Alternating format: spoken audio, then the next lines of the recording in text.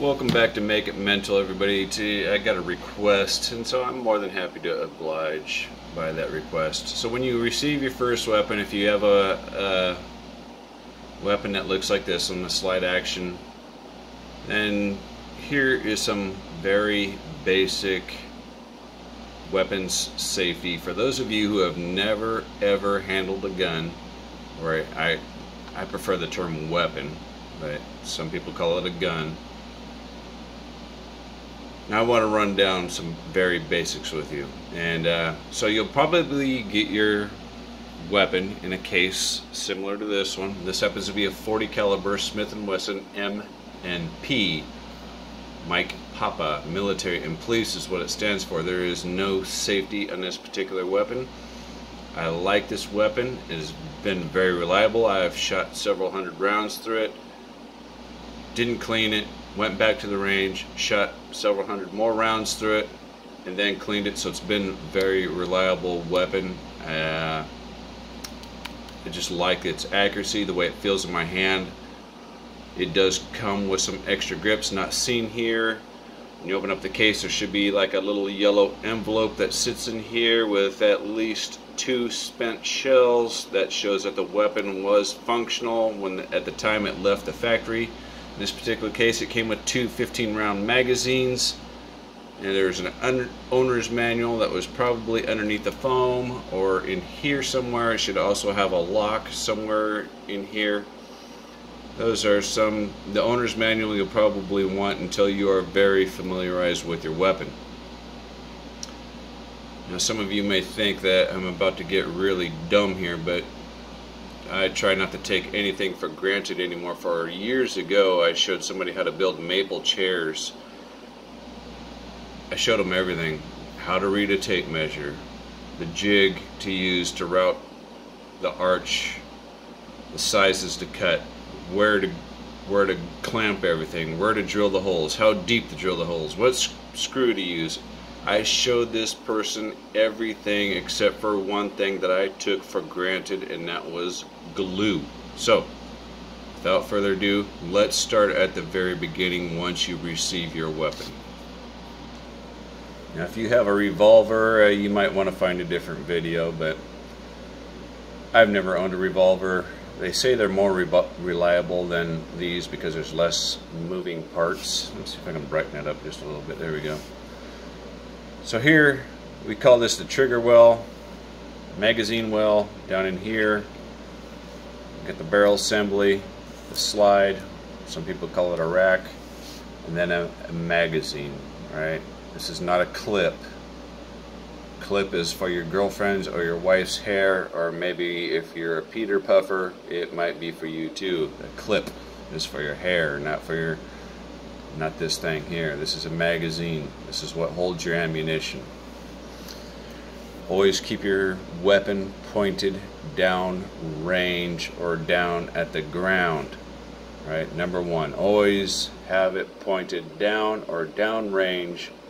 Never show anybody the front end of your weapon at all. I've already cleared this weapon. Never show them the front end, the business end of the weapon. Never show that. We call it flashing in the military. Never flash somebody with a weapon. That's number one. Regardless if you think it's unloaded or not, never flash anybody. I could not stress that enough. Number two, I'm right-handed. Keep your finger, your trigger finger, out of the trigger well. Do not keep your finger in here for play. Don't do this. You know, granted, this one takes a little bit of effort to get the trigger down, but never keep your finger in here until you are ready to perform an action against a target or against a threat, right? Then you're ready to stick it in here. Trigger finger off to the side all the time, weapon pointed down or downrange at your target, always, right? So, but some of you may have never even touched a weapon before, so this is where your ammunition goes in this particular case for this particular weapon. And some of you may not be alone in this. You've never loaded a weapon before. My wife, until I showed her, she has never loaded a weapon before. And so I want to explain something to you, and don't feel stupid. You know, like I said with the chair thing, I take some things for granted, so I'm going to try not to take anything for granted. Right here, this is the front of your magazine. All right, this is where the tip of the bullet goes. The back end of the bullet goes back here. So here is a bullet. This is the tip, and this is the back, as identified by this little groove right here. If you have a 22 long rifle, you will not see this, but hopefully you'll be able to identify a primer or something like that effect. But either way, you should see a design change up here in the front side that allows you to know or identify the front half of the bullet. It physically goes in here. Let's see if I can do this one-handed.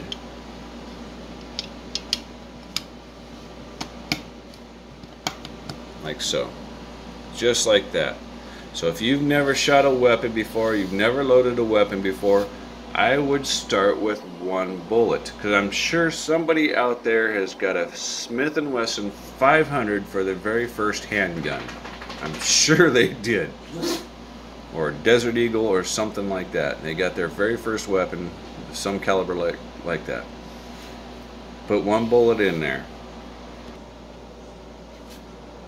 Now in this particular weapon, a lot of them are very similar. We're going to grab a hold of the slide. Excuse me, this is not the optimal way of doing this on camera, but here are some ridges to help you grab it. And then you're going to want to have your thumb right here for the slide lock.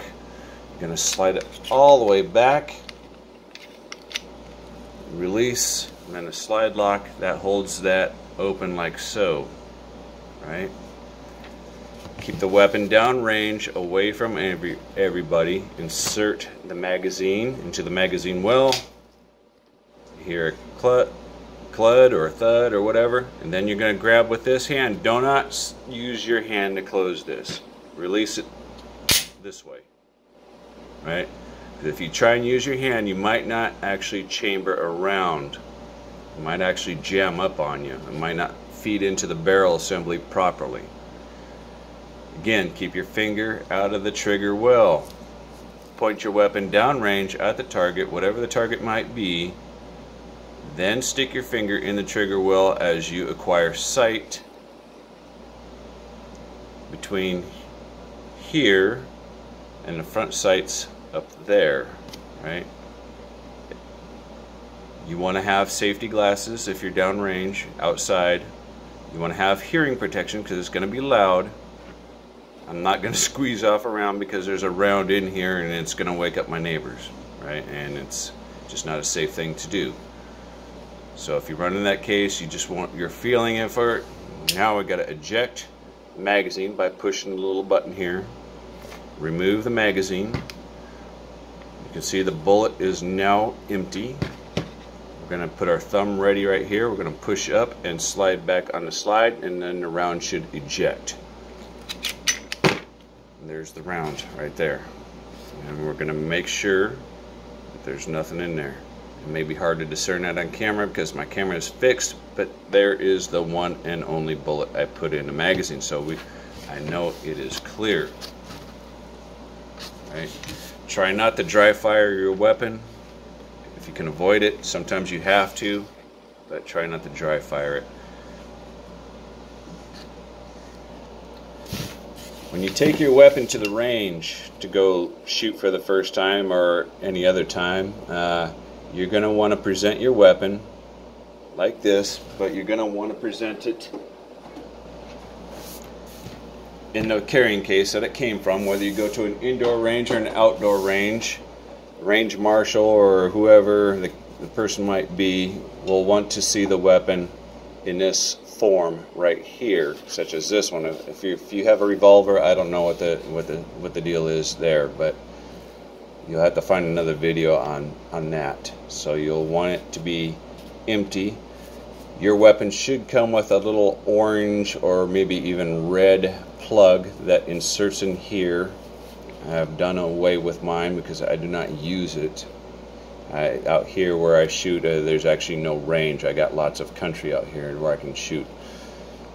But that's how you're going to want to present your weapon when you go inside or outside to a range to shoot.